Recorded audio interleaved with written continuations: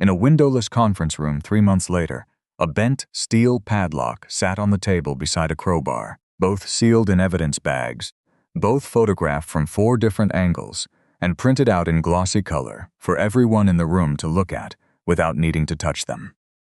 Special Agent Maya Torres sat across from Officer Brian Miller, a small recorder between them, a stack of transcripts at her elbow, a legal pad in front of her that was already 3 pages deep in notes. "Did you smell marijuana?" she asked. Miller looked at the padlock instead of at her. "No," he said. "Not faintly, not from a distance, not anything you second-guessed yourself about later. No, ma'am, nothing." Torres pressed play on a short audio clip. Miller's own voice came through the speaker, thin and a little unsteady. "I don't smell any." Then Kessler's voice, flat and certain. "I said I smelled it." Torres let the silence sit there for a moment before she reached for the next photograph. A still frame pulled from a body camera file, showing a gloved hand wedging the flat end of a crowbar beneath the curve of a padlock, the metal already beginning to bend. "Walk me through what happened after this frame," she said. Miller exhaled slowly. It gave way in maybe 30-40 seconds. He just kept working it back and forth. The lock took less than a minute to break. What was inside it took investigators the better part of a year to fully understand. And by the time they were finished, they weren't just looking at one traffic stop anymore. They were looking at every traffic stop Thomas Kessler had ever logged, and at least one conviction that had never should have happened in the first place. To understand how that padlock ended up on a table in a federal conference room, it helps to go back to an ordinary evening in Crestview Hills. 3 months earlier, on the drive home from a funeral, Elijah Charles and his wife, Celine, had spent 4 days in Ohio burying Celine's uncle, a man who had helped raise her after her own father died young, and they had worn black clothing through all of it. The funeral home, the church, the burial, the reception afterward where relatives they hadn't seen in years asked polite questions about their jobs and whether they were thinking about children yet. Celine had given the eulogy. Elijah had spent most of the reception fielding questions from cousins who wanted to know, without quite asking directly, whether the Mercedes parked outside meant what they thought it meant. By the time they climbed back into the car for the 3-hour drive home, neither of them wanted to talk about any of it anymore. Elijah had changed into a faded gray college hoodie and sweatpants at the hotel, clothes he hadn't worn since long before he'd made supervisory rank. Celine wore an oversized fleece over leggings, hair tied back, eyes tired in the particular way grief makes tired look different from ordinary exhaustion. "I want real food when we get home," Celine said, somewhere past the state line. "Not funeral reception food. Actual food. There's a Thai place still open near the house," Elijah said. "We could call ahead." "Call ahead."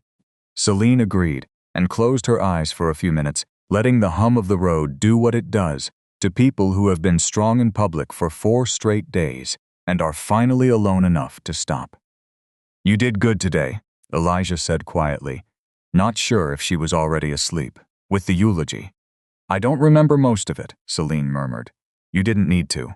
Everyone else will." Neither of them noticed the cruiser at first. Officer Thomas Kessler had 15 years on the Crestview Hills police force. Most of them spent building a reputation the department described, in official language, as proactive. Off the record, some of his own colleagues used a different word for it. He sat in the passenger seat of his own cruiser that night. Officer Brian Miller driving, 6 months into the job, watching traffic move through one of the town's quieter, wealthier corridors. The Mercedes passed them going 4 miles under the limit. "Nothing wrong with that one," Miller said, more to himself than to Kessler. Kessler was already turning to watch it in the side mirror. "Look at who's in it." "I saw," Miller said. "Doesn't mean anything."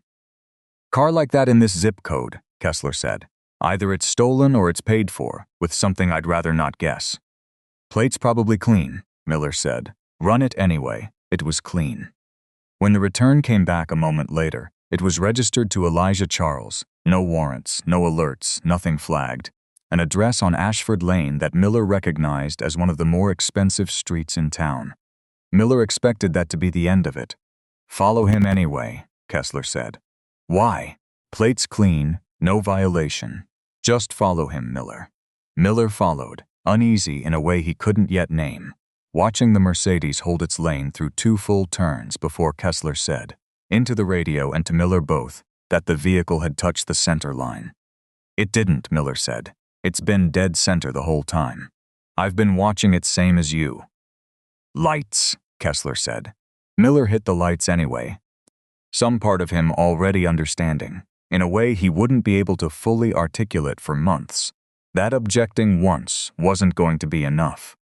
Elijah saw them in his mirror and understood immediately what was probably about to happen, the way 12 years of federal law enforcement work had taught him to read a situation before it fully arrived. He touched Celine's arm gently. "We're being pulled over," he said. "Start recording. Keep it low, on your lap. Don't make it obvious." Celine was awake and alert within seconds, her phone already angled discreetly downward, recording without announcing that it was recording, her thumb steady over the screen. Elijah found a stretch of road with decent streetlight coverage, deliberately passing a darker patch of shoulder to reach it, and pulled over smoothly. He shut off the engine, lowered both front windows, and placed his hands on the wheel, fingers spread, visible from any angle an approaching officer might use. He did not reach for his license before being asked. He'd learned long ago how quickly that kind of reaching could be misread, in a stopped car, at night, by a stranger with a weapon and an assumption already forming. Kessler approached with his flashlight already raised high enough to blind rather than illuminate, sweeping it across the interior, across Elijah's face, across Celine's, lingering there a beat too long before moving on. "You know why I stopped you?" "I don't," Elijah said, "but I'll take a citation if you believe otherwise." "Whose car is this?" "Mine," Elijah said. "Registered to me. I can show you." "Where are you coming from, dressed like that?" "A funeral," Elijah said. "My wife's uncle. We've been in Ohio 4 days." Kessler didn't soften at that. If anything, his flashlight lingered a beat longer on the hoodie and sweatpants, as though the mismatch between the clothes and the car were evidence of something. "Lice, registration, insurance," Kessler said. "I'm going to reach for my wallet now," Elijah said, moving slowly, narrating the motion the way he'd trained 100 junior agents to do, in situations exactly like this one. "It's in my back pocket." He handed the documents through the window. Kessler studied them under the flashlight far longer than they required, turning the license over once, as though checking for something on the back of it. "This says you live over on Ashford Lane." "That's right. That's a $250,000 street." "It is," Elijah said. "What do you do for a living that pays for a house on Ashford Lane and a car like this?" "I work for the federal government," Elijah said. Kessler laughed under his breath. "What, delivering mail? Moving boxes somewhere?" "I didn't say that," Elijah said, evenly. "I said I work for the federal government. That's all I'm going to say about it out here." "Convenient answer," Kessler said. "It's the true one," Elijah said. "You're welcome to run my information however you'd like." "You crossed the center line back there," Kessler said. "I didn't," Elijah said, "but I understand if you want to write it up that way. I'll deal with it through the proper channel." Kessler's jaw tightened. "You gonna keep talking back to me, boy?"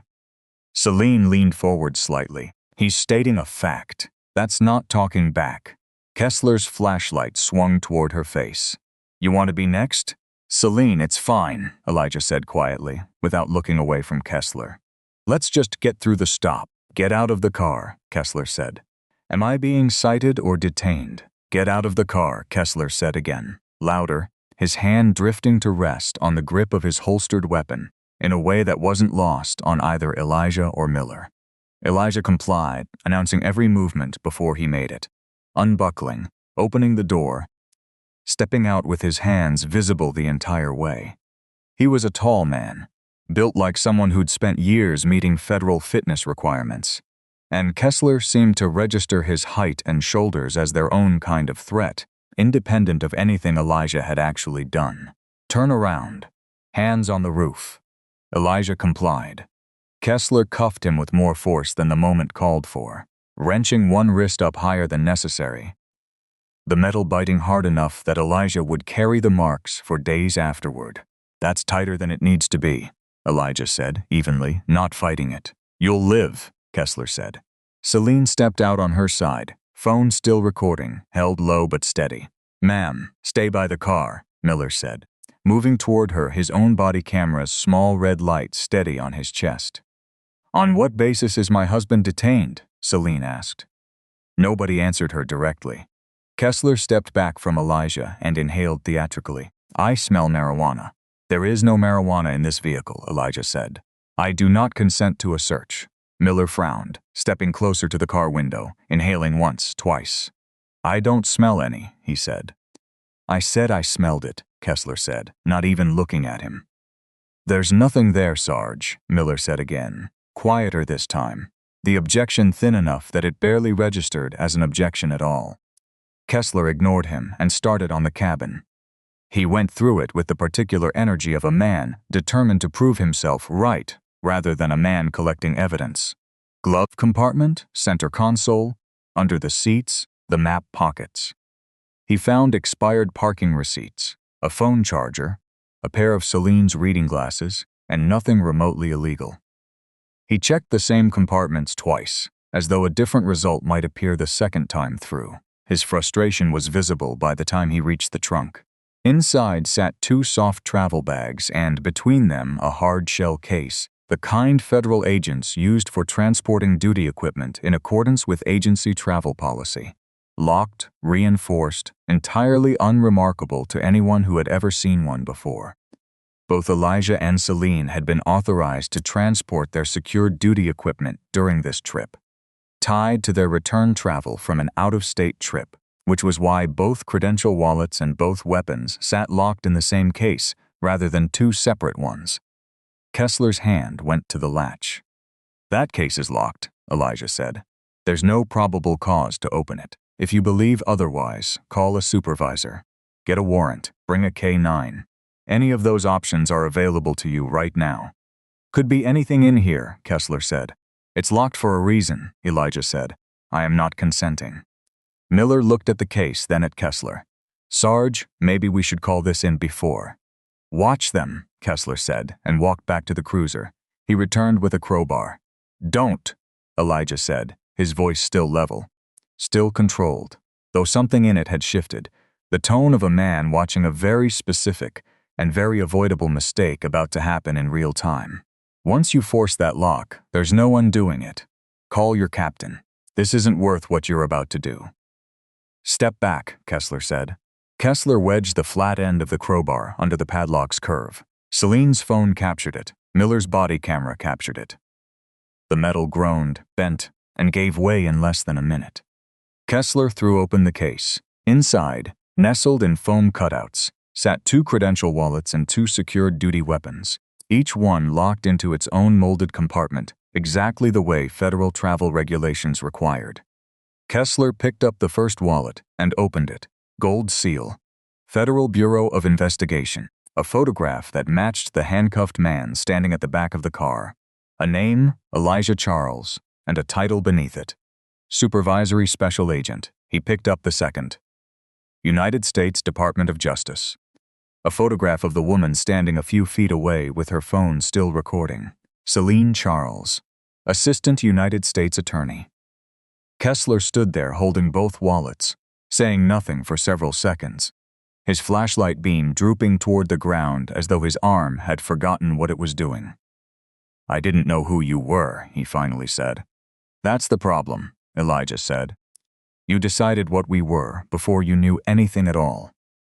He let that sit for a moment before he added, "The credentials are why this evidence gets preserved starting right now. They didn't create the rights you already violated tonight. Those existed before you ever pulled us over, and they'd have existed the same way if I drove a delivery van instead of this car." "Officer Miller," Elijah continued, turning his head slightly, "is your camera still recording?"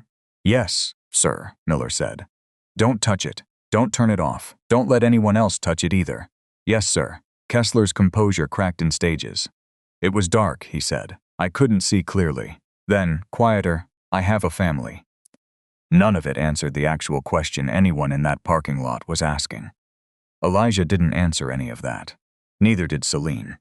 "We need a supervisor out here," Celine said instead. "And an outside agency. Not internal affairs from this department. Someone independent." Captain Jack O'Connor arrived 11 minutes later with 2 additional units. Already scanning the scene with the caution of a man who could tell this call was going to be worse than dispatch had let on. Elijah standing with his wrists freed but visibly marked, the broken padlock on the asphalt beside the crowbar, the open case with 2 federal credential wallets resting on top of it, Miller standing off to the side looking like he might be sick. "Let's figure out what kind of misunderstanding we're dealing with here," O'Connor started to say. "There's no misunderstanding," Celine said, calm and precise, the tone of someone who had spent a career making exactly this kind of statement in exactly this kind of room. "Officer Miller can confirm there was no lane violation. Our registration and documents were valid from the start." Officer Kessler used racially charged language. "My husband was handcuffed without cause. He explicitly refused consent to search the vehicle in the case." Officer Miller told him there was no marijuana smell, and Officer Kessler said, on his own recording, that he'd said he smelled it regardless. Then he broke a locked case with a crowbar rather than requesting a warrant or a supervisor. O'Connor looked at Miller. Miller nodded, once, confirming every part of it, unable to meet his captain's eyes while he did it. O'Connor didn't need to hear more than that to know what came next. He relieved Kessler of duty on the spot, secured his weapon, and separated everyone present. Kessler in one vehicle, Miller in another, Elijah and Celine in a third, away from each other until statements could be taken without anyone's account bending toward anyone else's. He requested state police involvement immediately, understanding, correctly, that his own department could not be the ones investigating this. Elijah's hands didn't start shaking until Celine was seated in the back of the 3rd patrol car, out of Kessler's sightline, a state trooper standing beside her door. He kept them flat against his thighs until then, out of habit more than effort, and only let them tremble once nobody still needed him to look steady. "I'm sorry," O'Connor said before he walked away to make the call. He said it to Elijah and Celine both, plainly, without qualification. "That's not going to fix what happened tonight. I know that, but I am sorry." He did not arrest Kessler that night. He didn't have the authority to make that call unilaterally, and to his credit, he didn't try to pretend that he did. That decision would belong to whoever built the case properly, with evidence, in the days that followed. Elijah didn't ask O'Connor to arrest anyone either. It wasn't his call to make, and he understood exactly why it needed to stay that way. Investigators arrived within the hour and began preserving everything that existed. Miller's full-body camera file, the cruiser's dash camera footage, Celine's original phone recording, the dispatch audio, the timestamp on the plate query. Kessler had run before deciding to follow anyway. GPS data from the cruiser, the broken padlock itself, the crowbar, photographs of the case and the Mercedes from every angle, and medical documentation of the bruising already forming on Elijah's wrists. A technician photographed the crowbar's edge against the bent metal of the lock, matching the tool marks precisely, the kind of small physical detail that would matter far more later than it seemed to in the moment. Celine handed her phone to the evidence technician without asking to watch her own recording first. She didn't need to hear it again to know what was on it, and some part of her preferred not to. The following morning, both Elijah and Celine did exactly what their professional ethics required of them. Elijah reported the incident through FBI internal channels, formally recusing himself from any investigative role, submitting the memorandum before his first cup of coffee had even finished cooling. "I want briefings on general progress," he told his own supervisor that morning. "Nothing operational. Nothing that puts me anywhere near a decision in this case. If that line gets blurry at any point, take me off the briefing list entirely." His supervisor agreed without argument. Everyone in that building understood exactly how badly this could go if it wasn't handled by the book from the very first hour.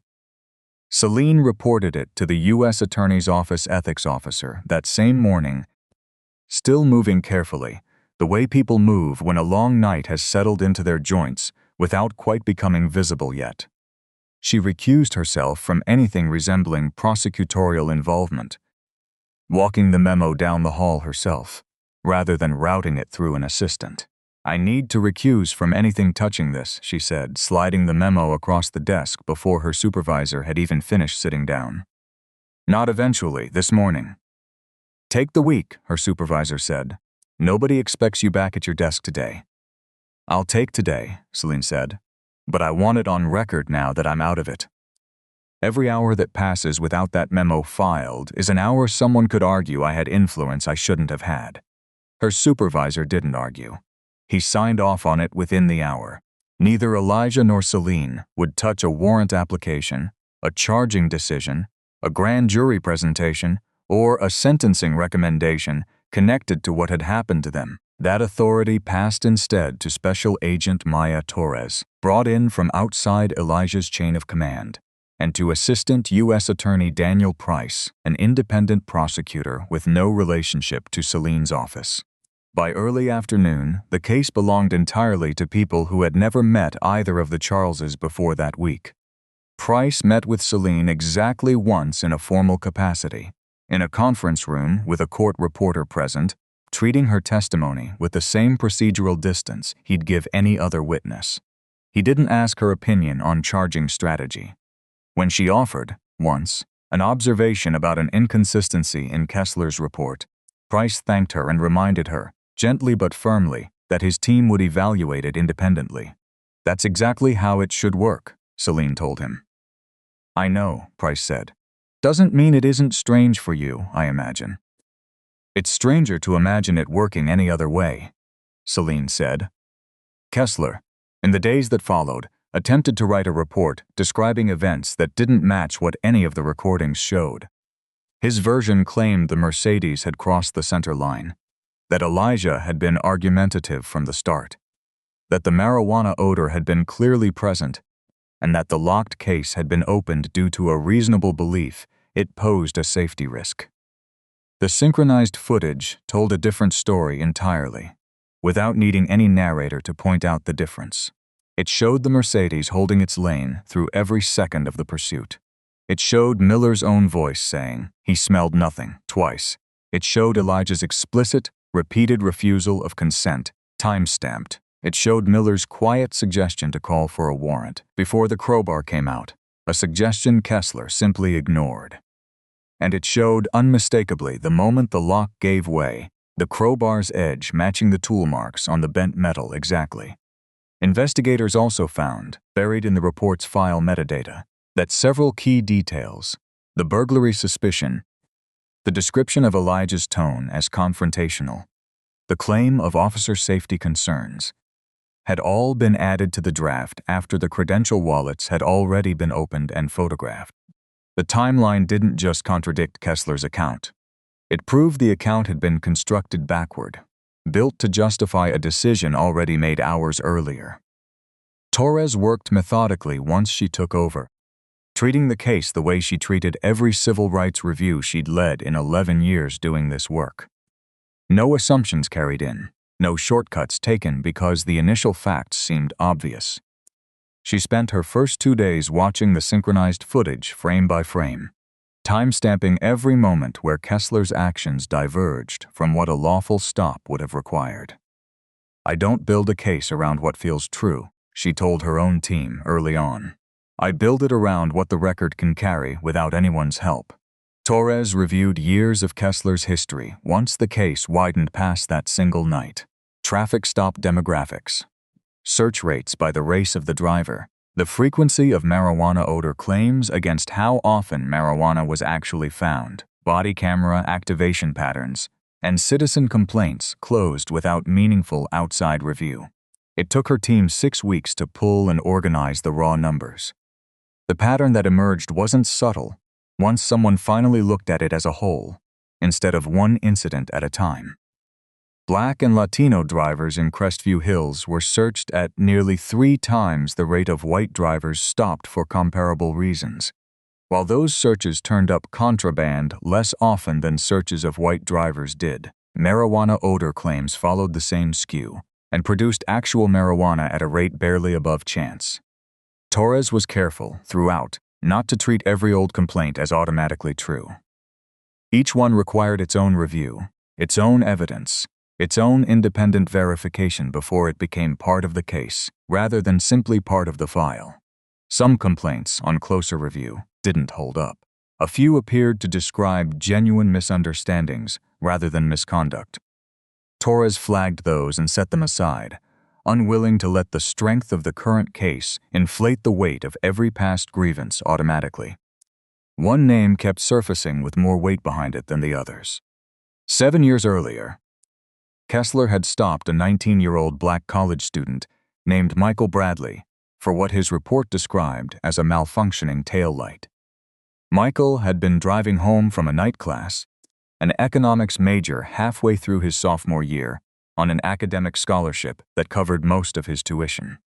Kessler claimed to have found several ounces of cocaine in the trunk during the resulting search. Michael had insisted, from the very first interview, that the drugs weren't his and that he had never seen them before Kessler produced them. Nobody had believed him. His public defender, carrying a caseload that left barely 20 minutes per client, had advised a plea rather than risk trial against an experienced officer's sworn testimony, and Michael had taken it, understanding, correctly, that the odds of a jury choosing his word over a badge were not odds worth gambling his future on. That plea had cost him his scholarship within the month. The university's conduct policy didn't distinguish between a plea taken out of fear and a conviction earned through trial. He lost his enrollment, his campus housing, and, in the years that followed, any job application that ran a background check and found a felony drug conviction sitting where a diploma should have been instead. When Torres pulled the original case file, several details didn't sit easily together. The cruiser's GPS log placed Kessler at the evidence storage facility less than 2 hours before Michael's stop, at an hour with no logged reason for the visit, a badge access entry that appeared nowhere in his shift paperwork. The intake barcode on the cocaine recovered from Michael's trunk didn't match the chain of custody records for any case Kessler had been actively working. It traced instead to an unrelated seizure logged as partially unaccounted for during an audit. 2 years later, an audit that had quietly closed without identifying where the missing portion had gone. And the body camera footage from that stop didn't begin recording until several minutes after dispatch logs showed the trunk had already been opened. None of that alone proved the drugs had been planted.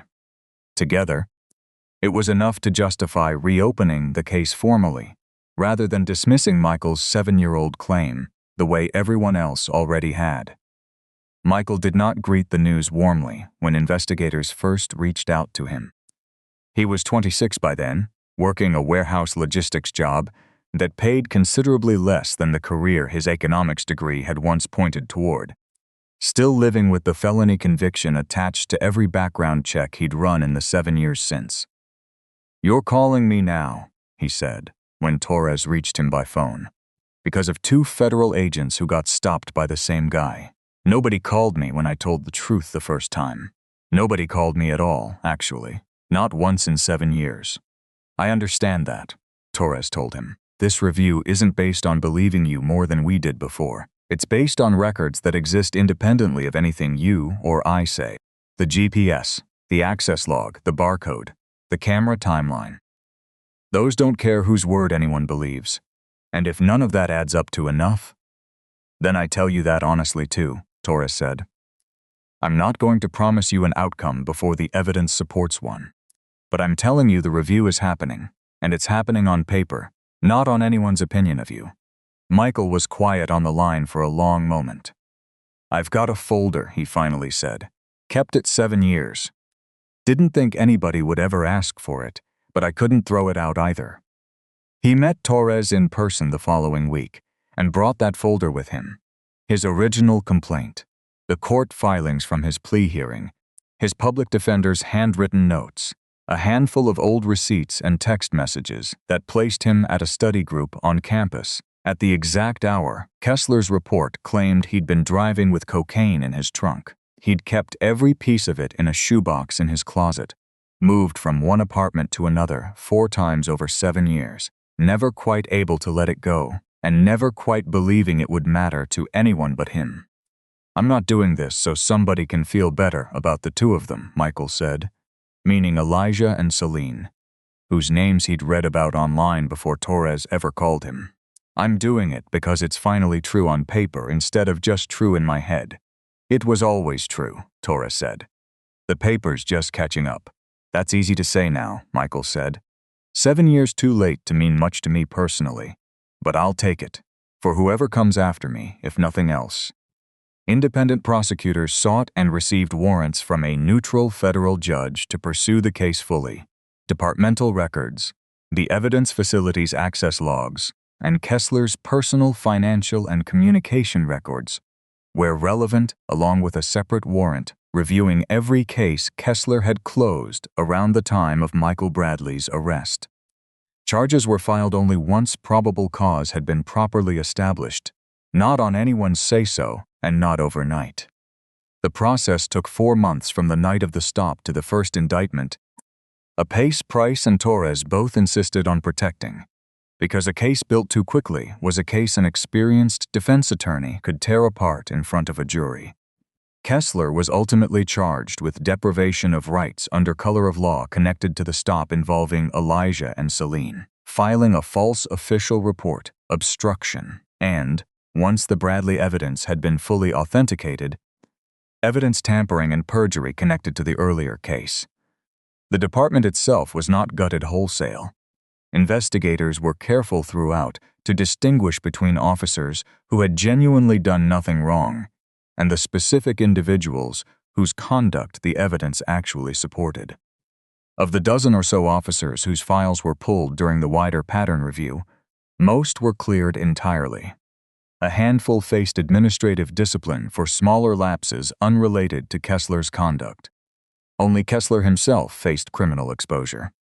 Miller became a cooperating witness. His footage and statement mattered enormously to the case, and he gave both without hesitation, refusing a quiet suggestion from a fellow officer that he might want to remember certain details differently. He told investigators plainly that Kessler had a long-standing habit of stopping expensive cars driven by minority residents, that the marijuana claims came up far more often than actual marijuana did, and that questioning a training officer with 15 years on the job as a rookie 6 months in hadn't felt like a realistic option in the moment. "I said something," Miller told Torres during his own interview. "Twice, actually. It just wasn't enough, and I knew it wasn't enough while I was saying it." "Why didn't you call it in yourself?" Torres asked, once he had the crowbar out. "I don't have a good answer for that," Miller said.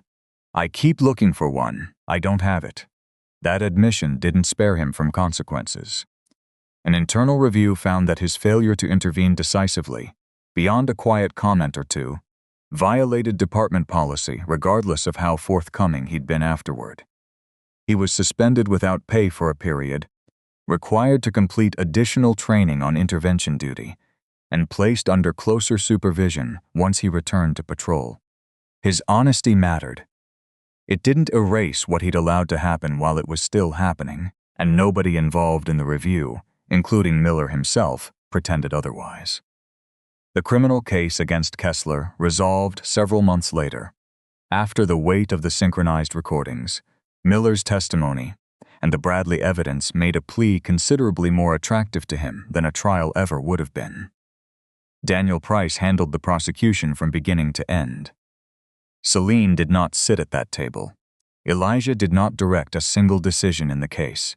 Both appeared only as witnesses, testifying to what had happened to them and nothing more, exactly as their own recusals had required. Kessler's attorney, a veteran criminal defense lawyer named Carlos Reyes, retained through the police union's legal fund, and no stranger to representing officers without ever pretending their conduct was above scrutiny, argued mitigating factors at sentencing.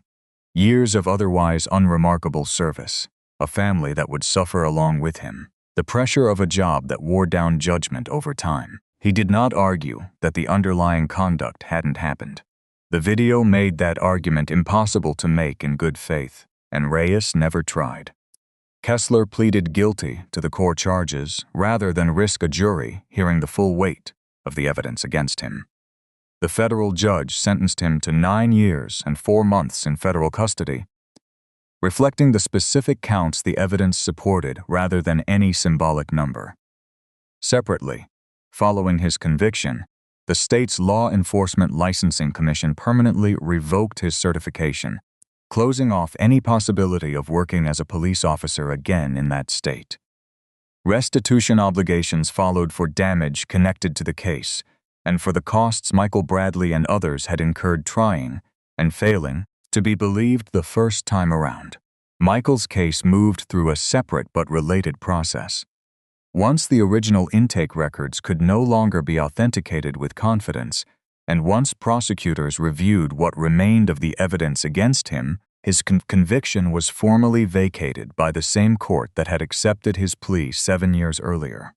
The judge who signed the order was not the one who had presided over the original hearing. That judge had retired 2 years prior, a detail that struck Michael, when he heard it, as somehow fitting. An entire era of his old case simply having moved on without him, while he stayed stuck inside it.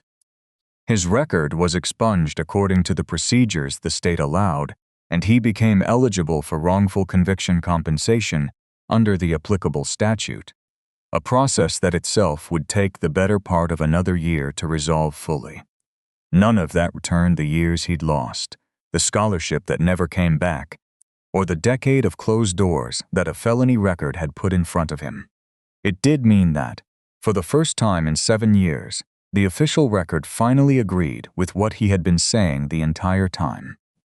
"I'm not going to pretend this fixes it," Michael said when a local reporter asked him what the vacated conviction meant to him. "It doesn't give me back my 20s.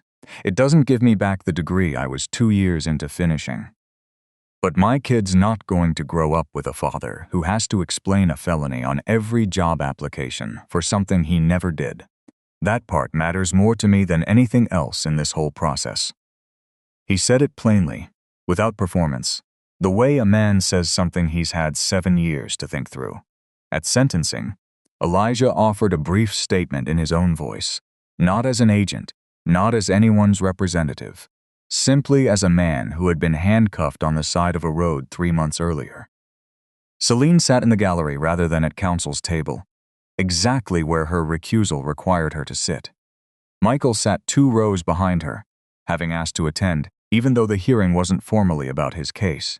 "My badge meant this evidence got preserved within the hour," Elijah said. Miller's camera kept running. My wife's phone kept running. A supervisor showed up and did his job correctly once he understood what he was looking at. Michael Bradley didn't have any of that. He had a 19-year-old's word against a police report, and his case sat untouched for 7 years, because the first official story was allowed to be the only story anyone bothered to check. That's what this case is actually about, not what happened to us on that road. What almost kept happening to him permanently, because nobody thought his word was worth the same weight as an officer's. He didn't raise his voice. He didn't look at Kessler while he said it. When he sat back down, Celine reached over and took his hand, and neither of them said anything else for the rest of the hearing. Crestview Hills entered a court-monitored reform agreement in the months that followed. Body cameras were required to activate automatically before an officer approached a stopped vehicle, rather than at the officer's discretion. Any disagreement between partner officers about probable cause now triggered automatic supervisory review before a search could proceed, a rule written specifically in response to what Miller had, and hadn't, been able to do that night. As a matter of department policy, not a claimed constitutional minimum. Odor-based search justifications now required corroboration beyond a single officer's unverified claim, a change that drew objection from several veteran officers at a public forum. The monitor overseeing the agreement pointed out, without much sympathy, that instinct had already been tested against a camera in this exact department and had lost. Locked containers could no longer be forced open without consent, a warrant, or documented exigent circumstances reviewed afterward by someone outside the arresting officer's chain of command. Footage was backed up to independent, external storage. Traffic stop data, broken down by race and outcome, became subject to regular public reporting. And the evidence facility underwent an access audit going back a decade, specifically to catch the kind of undocumented visit that had preceded Michael Bradley's stop 7 years earlier. An audit that, in its first 6 months, flagged 2 more irregularities investigators were still working through when the wider case closed. None of it repaired the department's reputation overnight. Some officers resented the added scrutiny. A few left for departments with looser oversight. Community trust, eroded over years by a pattern most residents had suspected long before any federal agent confirmed it, took longer to rebuild than any single agreement could promise. The Monitor's first annual report noted measurable declines in search rates and complaints, alongside a candid acknowledgement that trust doesn't rebuild itself on a compliance checklist schedule. Weeks after the sentencing, Elijah and Celine walked out to the Mercedes together. On an ordinary evening, the car's trunk lock finally replaced, though neither of them spent much time thinking about that particular detail anymore. The dent in the trunk's interior lining from the crowbar had been repaired along with it, a small cosmetic fix that had taken the shop less than an hour, nothing compared to what the rest of the year had asked of them. Michael Bradley, by then, was several weeks into a new job in operations management. Taking a night class or 2 at the community college, now that his record was cleared, chipping away again at the economics degree, interrupted 7 years earlier. He was moving forward with plans of his own, not existing only as a footnote in someone else's story. "We never did get that Thai food," Elijah said, unlocking the car. Celine almost laughed, the first easy sound either of them had made in longer than either wanted to admit. 3 months later. "Better late than never," Elijah said. "Drive safe," Celine said, only half joking, and got in beside him. They didn't talk about the case on the drive. They talked about the restaurant's closing time, whether the Thai place would still have the noodle dish Celine liked, and whether they should finally replace the dining room chairs they'd been meaning to replace for 2 years. It was, for the first time in months, an entirely ordinary conversation, the kind neither of them had realized they'd been missing until it was happening again. Kessler had believed that the darkness, the uniform, and the first police report would decide whose account of that night survived. The investigation that followed proved something larger than his own failure of judgment. That justice only begins once every record is allowed to speak, not only the officers, and not only the one written down first. It took a federal badge to force that record open in this particular case. It should never have needed one. Should an officer's unsupported claim of smelling marijuana be enough on its own to justify searching a vehicle without any corroboration at all? And should a partner officer face real, formal discipline when he recognizes an illegal search happening in front of him but doesn't stop it? Share your thoughts below, and subscribe for more stories about power, evidence, and what accountability actually looks like once it's forced to apply equally.